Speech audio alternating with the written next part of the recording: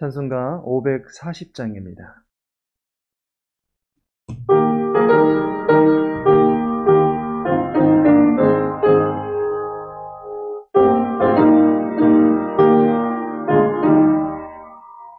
주의 음성을 내가 들으니 사랑한단 말이지.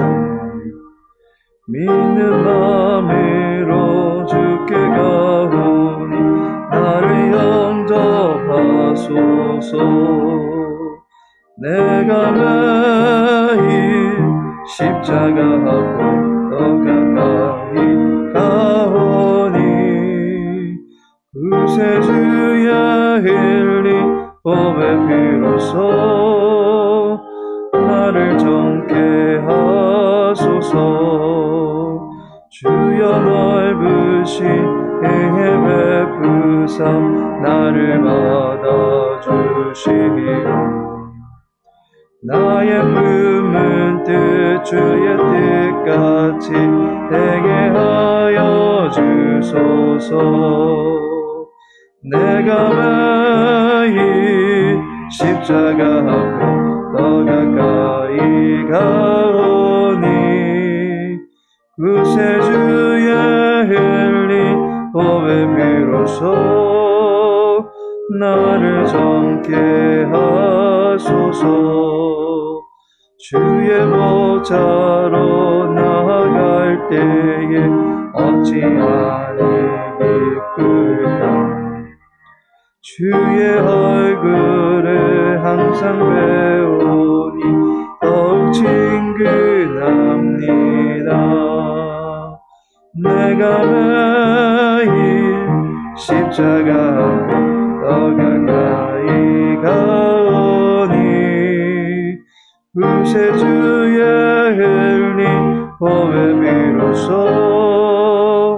나를 정케 하소서. 우리 구주의 넓은 사랑을 책량할 자 없으니 주가 주시니 참된 기쁨도 헤아릴 수 없도다. 내가 매일 십자가 앞에 더 가까이 가오니 구세주의 흘린 보배 비로소 나를 정케 하소서. 아멘. 열왕기상 20장입니다.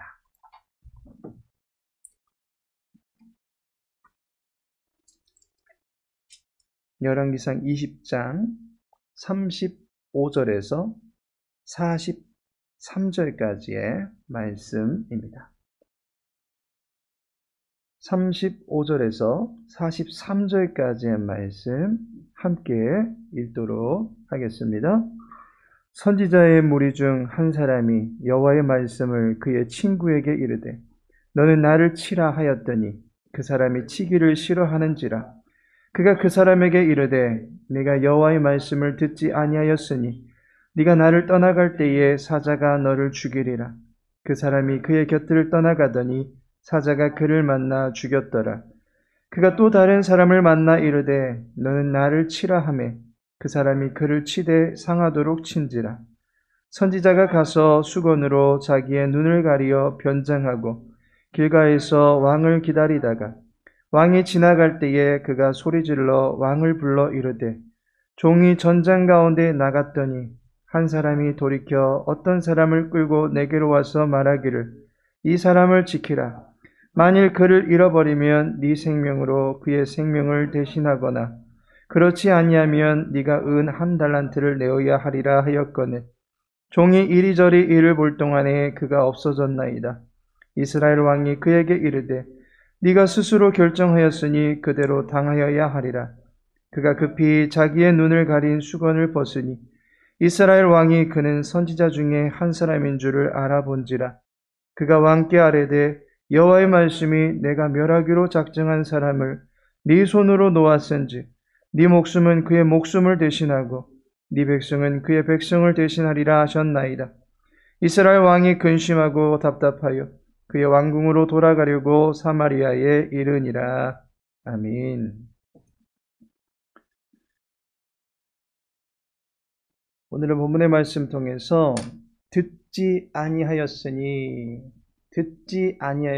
라는 제목으로 함께 말씀 나누고자 합니다. 아람과 이스라엘 간에 2차에 걸쳐서 벌인 전쟁은 이스라엘의 승리로 돌아갔습니다. 이스라엘을 자기 집 안방처럼 여기려 했던 베나닷은 아합 왕에게 무릎을 꿇고 말았습니다. 가까스로 목숨을 건진 베나닷은 아합 왕에게 자비를 구합니다. 이제 이스라엘은 2해에 걸쳐 치루어진 긴 전쟁의 승자가 되었습니다. 승자가 된 이스라엘은 아람을 상대로 우월한 조약을 맺게 되었음을 34절에서 말해주고 있습니다. 그런데 표면상 아합 왕의 통쾌한 승리인 것처럼 보입니다. 왕의 소유와 신하들의 모든 것을 탐냈던 아람 민족을 2차에 걸쳐서 완벽하게 방어해낸 아합의 통치력이 이스라엘 백성들에게 인정받아 마땅한 상황입니다. 승리의 기쁨을 안겨다 준 민족의 영웅이 되었습니다. 하지만 여호와 하나님의 판단은 달랐습니다. 42절에 보니 그가 왕께 아뢰되 여호와의 말씀이 내가 멸하기로 작정한 사람을 네 손으로 놓았은즉 네 목숨은 그의 목숨을 대신하고 네 백성은 그의 백성을 대신하리라 하셨나이다 라고 말씀하고 있습니다. 아합은 목숨만 달고 있는 승자 아닌 패자가 되었던 것입니다. 그 목숨조차도 조만간 사라질 입장에 놓여졌습니다. 아합이 베나닷을 살려놓은 탓에 그를 대신해서 자신의 목숨을 심판의 제물로 내놓아야 하는 상황이 된 것입니다. 왜 그렇습니까? 아합이 이 전쟁을 아람에 대한 심판으로 진행하고자 하셨던 여호와의 뜻에 경솔하게 반응했기 때문입니다. 여호와 하나님은 아합의 무례함에 대하여 긴급하게 조치를 취하십니다. 말씀을 전하시는 여호와 하나님의 모습을 보게 됩니다. 35절을 보시면 선지자의 무리 중 한 사람이 여호와의 말씀을 그의 친구에게 이르되 너는 나를 치라 하였더니 그 사람이 치기를 싫어하는지라 라고 말씀합니다. 갑작스럽게 장면이 전환이 된 듯한 그런 분위기입니다. 지금껏 아합과 베나닷 간의 전쟁이 한창이었습니다. 그 전쟁을 마친 후에 조약을 맺으면서 아합과 베나닷 두 사람의 모습에 집중하고 있었습니다. 그런데 느닷없이 선지자의 무리가 있는 곳으로 장면이 급작스럽게 전환된 것입니다. 이것을 영화로 예를 든다면 두 사람 간의 혈전이 벌어지는 최고의 하이라이트가 펼쳐지고 있습니다. 불꽃 튀는 대결 끝에 한 편이 쓰러집니다. 그런데 갑자기 이때 한적한 시골 초가집으로 영화의 장면이 바뀌어 버리는 듯한 그런 모습인 것입니다. 왜 액션씬을 계속 보여주지 늘어지는 듯한 이 장면은 왜 보여주는 것인지 이해가 되지 않습니다. 그런데 이 순간에 여호와 하나님은 하나의 메시지를 준비하고 계시는 것입니다. 선지자의 무리 중 한 사람이 여호와의 말씀을 전하기 위하여 준비하고 있는 모습을 보여주는 것입니다. 여호와 하나님께서는 아합이 자아도취하는 그러한 승리감에 취해 있는 것을 그대로 두지 아니하셨던 것입니다. 급작스럽게 말씀을 준비하셔서 아합에게 나아가서 말씀을 전하게 하시는 것입니다. 여호와 하나님께서 1차 때도 자신을 보여주셨고 2차 때에도 자신을 보여주셨건만 여전히 제 멋대로인 아합을 포기하지 아니하시고 또다시 말씀을 준비해서 그에게 나아가도록 하신 것입니다. 이와 같이 말씀을 전하시는데 열심을 내고 계시는 여호와 하나님의 이 모습 앞에 우리 성도들은 어떠한 자세를 갖추어야만 하겠습니까? 말씀을 대할 때 우리가 조심해야 될 자세가 무엇인지 본문을 통해서 알게 됩니다. 그 첫 번째가 말씀 앞에 고집을 피워서는 안 된다라고 하는 것입니다. 35절의 하반절을 보시면 너는 나를 치라 하였더니 그 사람이 치기를 싫어하는지라 라고 말씀하고 있습니다. 선지자가 여호와의 말씀을 준비하는데 느닷없이 한 선지자에게 나를 치라 라고 말한 것입니다. 그러자 그가 치기를 싫어했다라고 말하고 있습니다. 일반적으로 보면 치라고 한다고 이유 불문하고 느닷없이 칠 사람이 누가 있겠습니까? 어찌 보면 정상적인 반응입니다. 그런데 치기를 싫어한 사람이 36절에 보니까 사자가 그를 만나 죽였더라 라고 말씀하고 있습니다. 사자에 의해서 죽임을 당합니다. 왜 그렇습니까?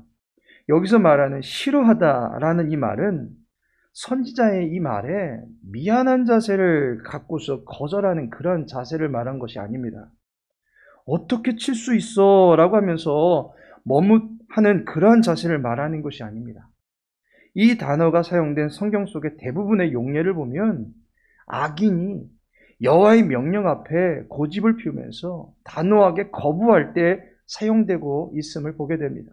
대표적인 것이 바로의 고집입니다.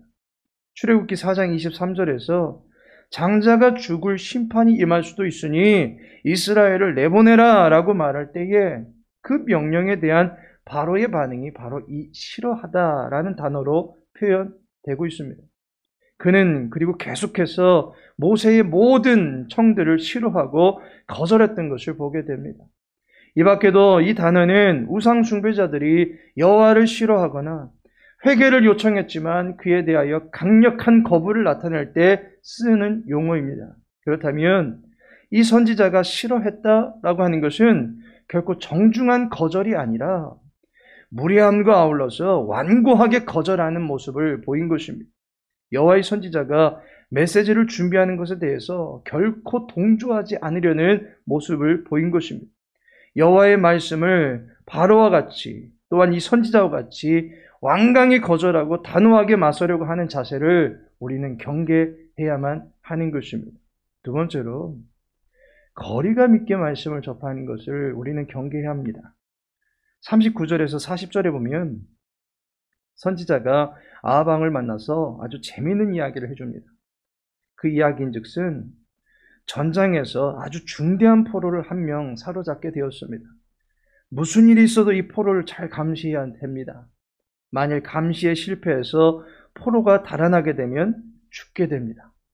죽지 않고 싶다면 은 1달란트를 배상해야만 합니다.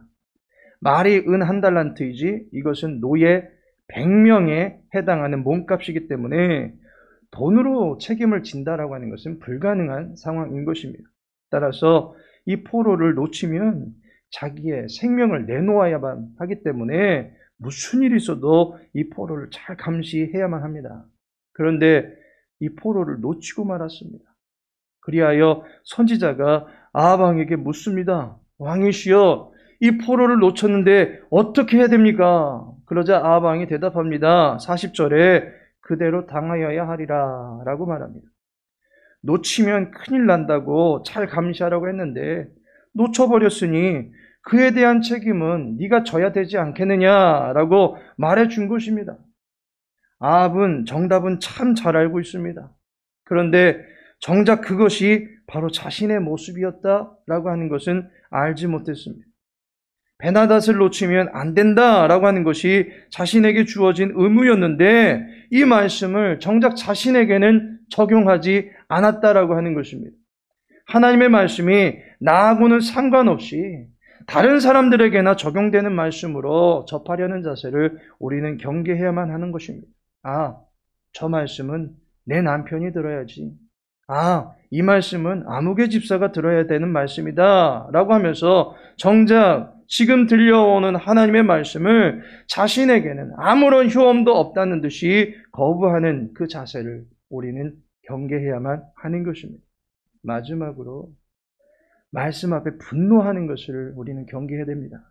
43절을 보니 이스라엘 왕이 근심하고 답답하여 그의 왕궁으로 돌아가려고 사마리아에 이르니라 라고 말씀하고 있습니다.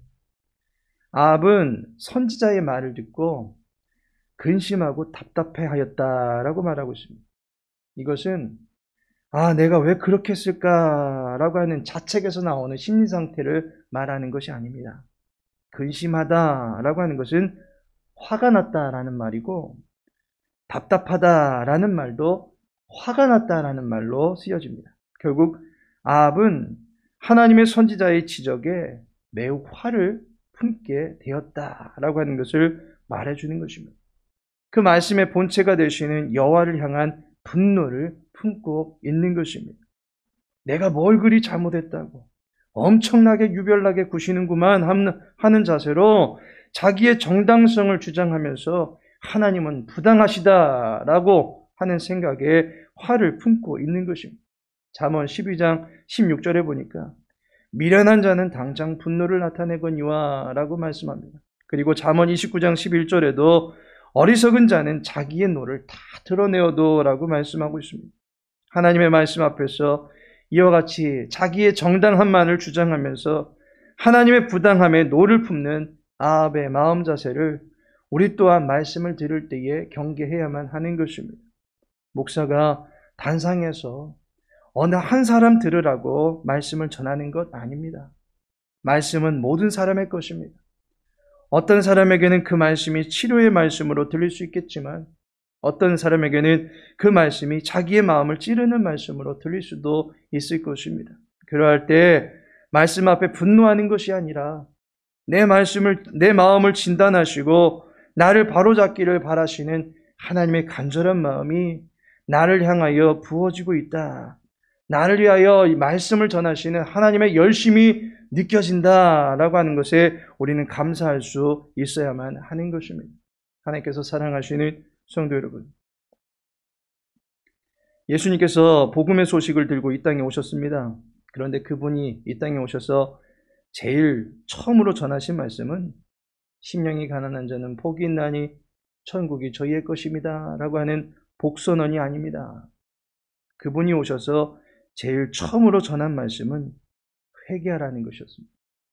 예수님의 부활 이후에 베드로가 수천 명이 되는 사람들 앞에서 복음을 증거합니다. 그럴 때 수많은 사람들이 우리가 어찌할꼬 라고 하였을 때 너희가 회개하고 성령으로 세례를 받으라 라고 말씀하였습니다. 말씀은 우리를 살리지만 그 말씀은 우리의 심령의 골수를 찔러 쪼개며 책망하는 말씀으로 임할 수도 있습니다. 하나님은 우리 각자에게 꼭 필요한 말씀을 들고 찾아오십니다. 그것이 하나님의 사랑이요 하나님의 열심입니다.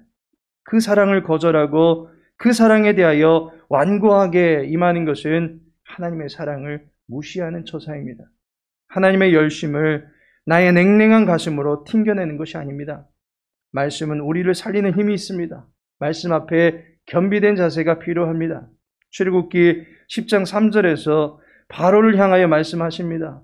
여호와께서 말씀하시기를 네가 어느 때까지 내 앞에 겸비치 아니하겠느냐. 겸비치 아니한다라는 이 말이 바로 싫어한다는 말입니다. 말씀 앞에 엎드리는 자세로 주여 말씀하시옵소서 종이 듣겠나이다 라는 자세로 말씀을 받을 때에 우리의 삶에 여호와 하나님의 지도가 이루어지게 되는 것입니다. 바라기는 여호와의 안내를 따라가는 일에 말씀을 청종하는 자세를 겸비함으로써 말씀 앞에 온전히 반응하며 살아가실 수 있는 지혜로운 주의 백성들 되시기를 예수님의 이름으로 축복합니다. 다 같이 기도합니다. 아버지 하나님, 우리를 말씀으로 살리시려는 여호와의 열심 앞에 감사를 드립니다. 우리의 심령 속에 심기 원하시는 말씀의 씨앗을 심겨주시옵시고 그 말씀을 받아 누릴 때에 좋은 땅이 되어서 30배, 60배, 100배의 결실을 맺어 나갈 수 있는 우리의 인생이 될 수 있도록 도와주옵소서. 한 주간을 지내게 됩니다. 코로나 속에서 안전을 지켜주시고 우리 모든 성도님들의 건강을 지켜주시옵소서. 바라고 원하는 간구의 소원들을 들어주시고 감사가 넘쳐나는 복된 한 주간을 보낼 수 있도록 도와주옵소서. 특별히 섬기며 살아가는 인생이 되게 하여 주시어서 우리 온몸으로 하나님께 영광 올려드리며 살아갈 수 있도록 인도하여 주시옵소서. 모든 삶을 주님께 의탁하오며 예수님의 이름으로 기도합니다.